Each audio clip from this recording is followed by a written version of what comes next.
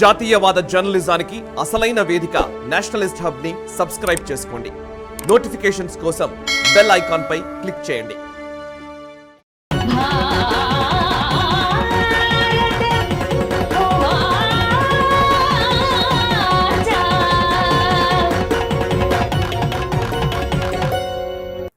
అందరికీ నమస్కారం. నేను Shefali Vaidya and I'm going to take you on a journey on the warp and weft of India. But before that, you guys are from Telangana, a state which has a wonderful history of hand-woven textiles. So I would like to ask you, can you name any three of Telangana's iconic textiles? Anybody? I hear Pochampalli and Gadwal and Narayanpet, Golabama from Siddipet. There are multiple weaves and it's not just unique to Telangana alone. You take any state of India and you will find that every state has its own iconic weaves. Therefore, to understand Bharat's history is to understand the history of Bharat's textiles. Because the history of Bharat's textiles closely mirrors the history of Bharat. Just as Bharat was once prosperous, just as because of that prosperity, Bharat attracted invaders and plunderers, and Bharat went through a very rough period of destruction and plunder, and now Bharat is slowly reclaiming its space in the sun. Bharat is reclaiming its position as Vishwaguru. Just like that, the history of Indian textiles follows a similar track. Let's go on this journey. I was 10 years old when I saw this beautiful painting. It is in the cave number 1 of Ajanta. This is, of course, a restored photograph. But when you stand in front of the painting, as I stood as a 10-year-old, and I gazed in that dim, diffuse light of the cave and looked at the Buddha's serene face, he is the Padmapani Bodhisattva, and I looked at his Kativastra, at the cloth that he was wearing around his waist, and I saw this beautiful pattern, this beautiful checkerboard pattern in white, black, and red. And it fascinated me. I did not know it then, but it was one defining memory of my life that basically started my fascination with India's textiles. Years later, when I visited a weaving cluster in a place called Barpalli, which is near Sambalpur in Odisha, and I visited the house of Kalabati and Bhagwana Meher, and I saw them weave the exact same pattern in the exact same colors. Today, after COVID, we talk a lot about work from home. We talk a lot about home office. We talk a lot about work-life balance. But I could see it at work in this small house in a small village in Odisha. Both the husband and wife were national award-winning weavers, and they were continuing their work inside their home.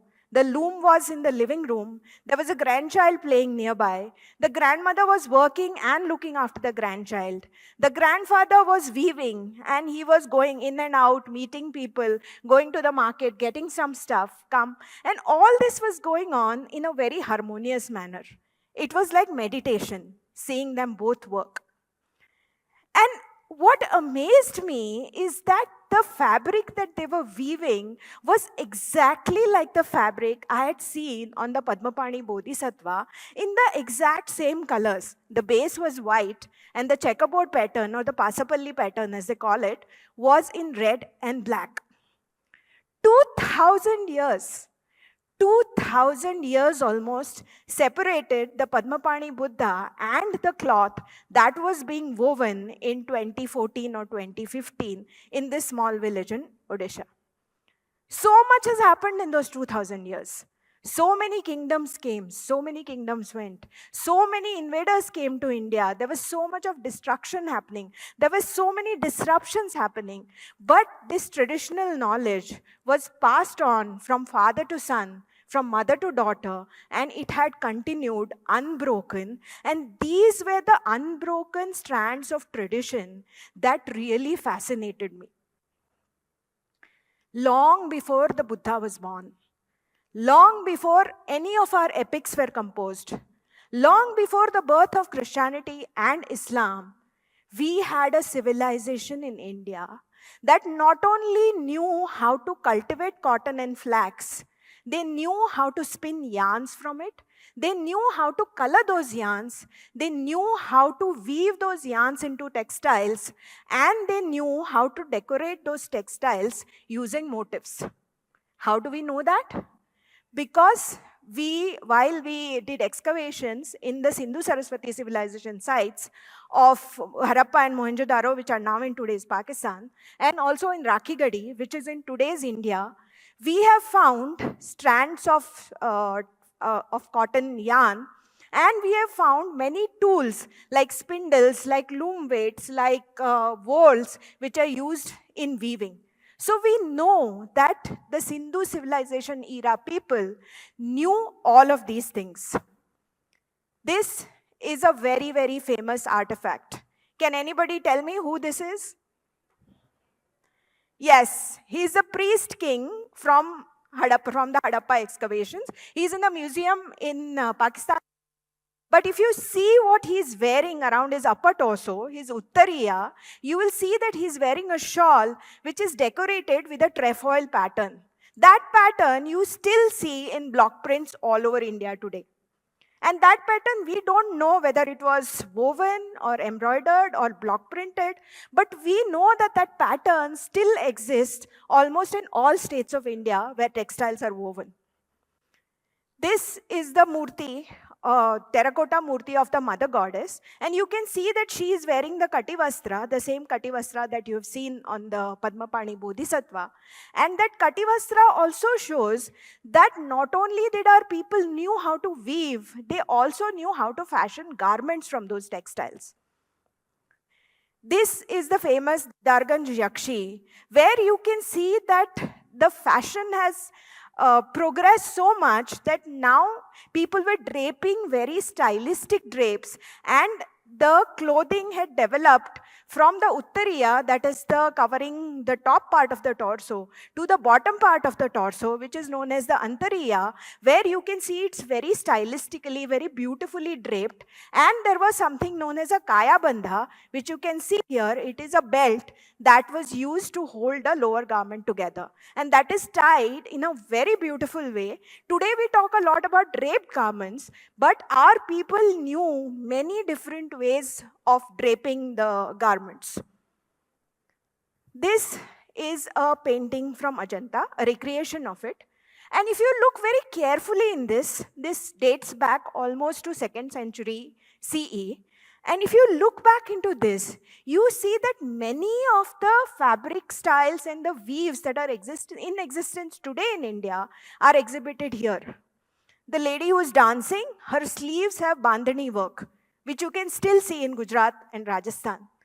If you see the skirts of the women around, you will see that they are wearing different kinds of ikats. The kinds of ikats that are still woven today in Pochampalli, still woven today as Telia Rumals, still woven today in Gujarat, still woven today in Odisha.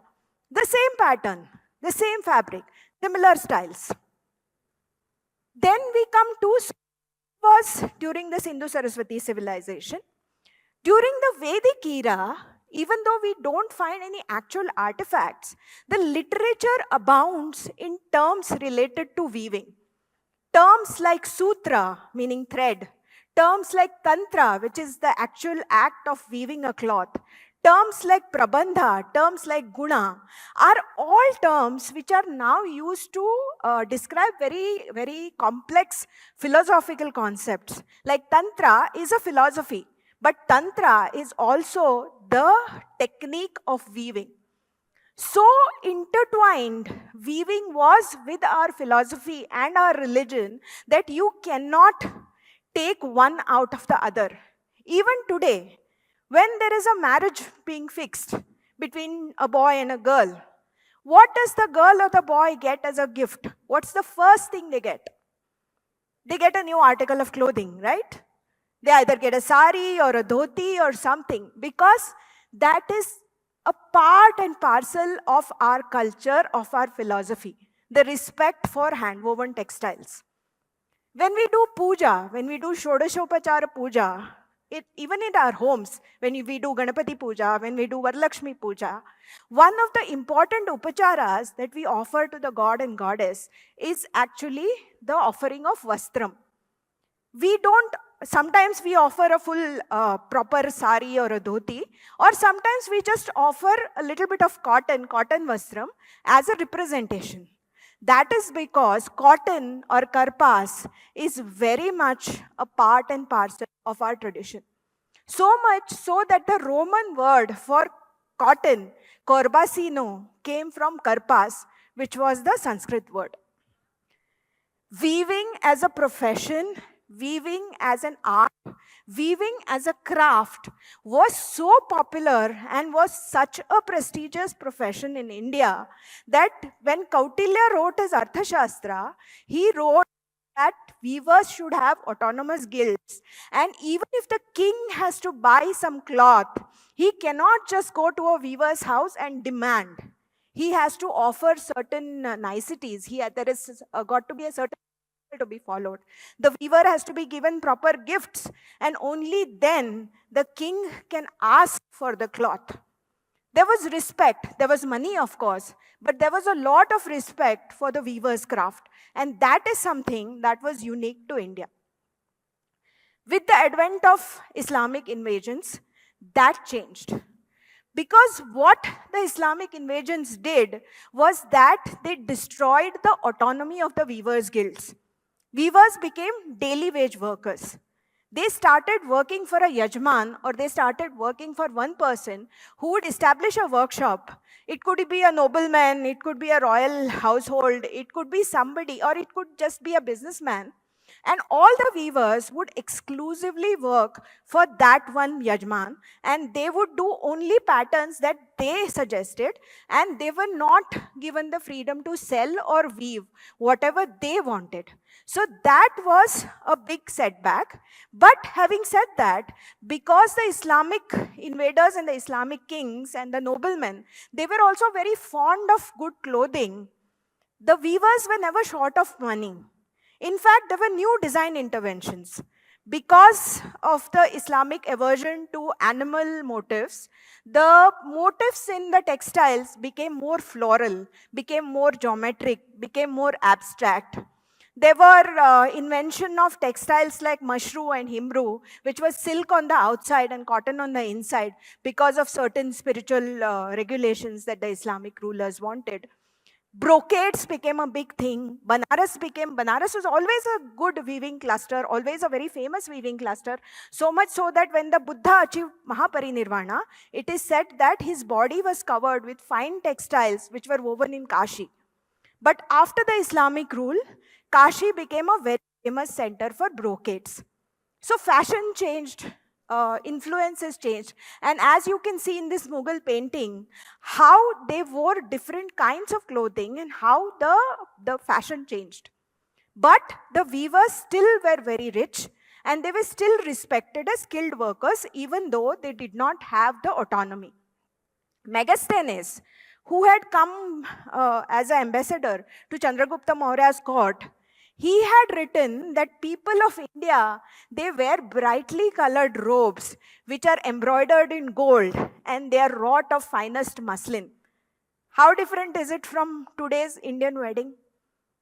You see women wearing brightly colored saris, right, which have a lot of jari work and which are made of very fine cotton and silk. And Megasthenes wrote this in almost 2000 years ago. The more things change, the more they remain the same. It is this beauty of continuity that is the story of India's weaves.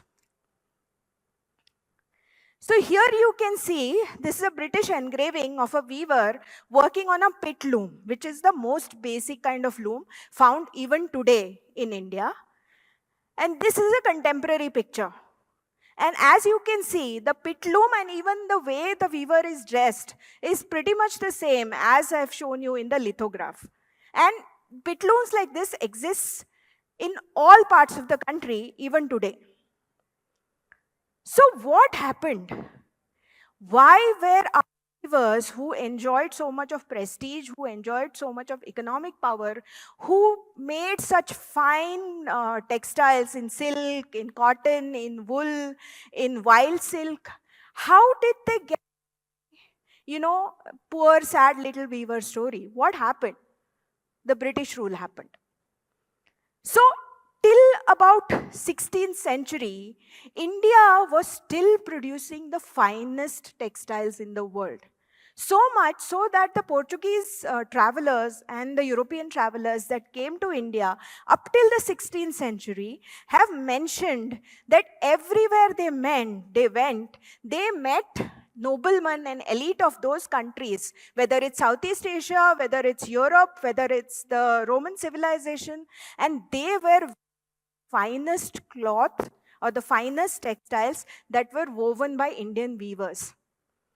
They were so much in demand, the Indian textiles, that there's a Roman historian called Pliny the Elder who has written in the 1st century CE that the Roman women are so crazy about textiles that are made in India that all the money of Rome is going to India and Rome is becoming poorer. Sounds familiar? In the 70s and 80s, all the Indians used to hanker for foreign made cloth, imported jeans, imported saris. This was the position that India was in one point of time, where everybody said we want cloth or we want textiles that were woven in India.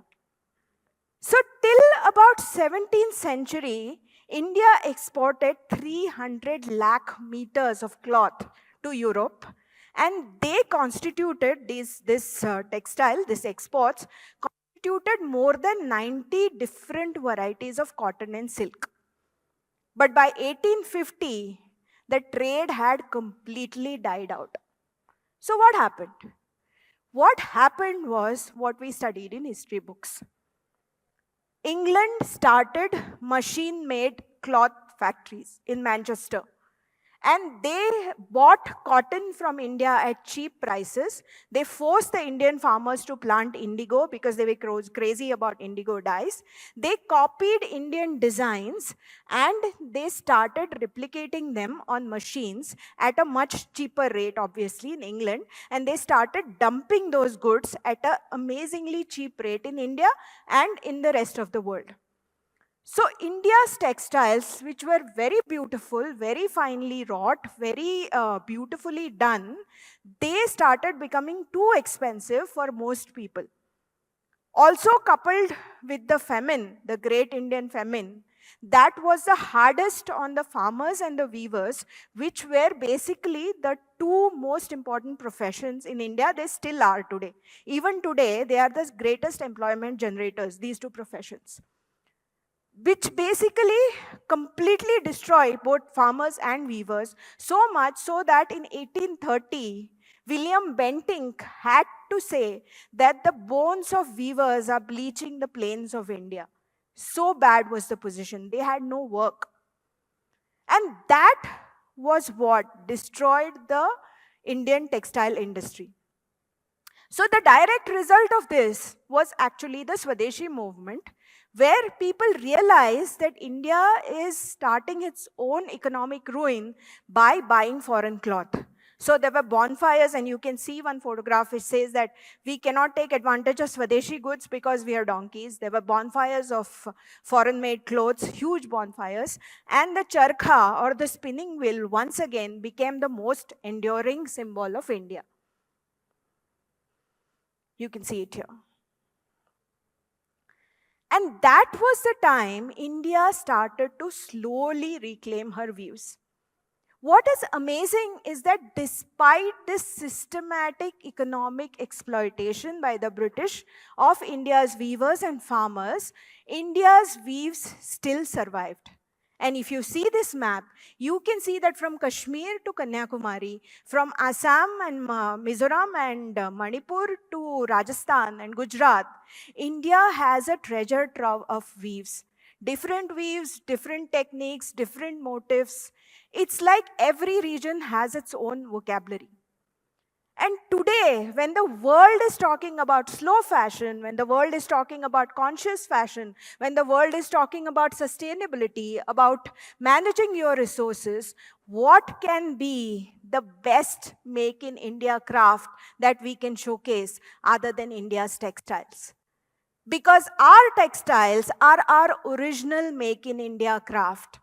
And in 2 days, there is going to be the National Handloom Day.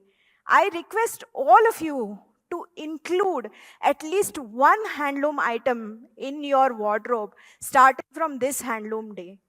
This is the way India can regain its Vishwaguru status in handlooms, which is what is the harbinger of India's Vishwaguru status in everything else. Because the story of India's textiles is the story of Bharat. The warp and weft of India is Bharat. Thank you.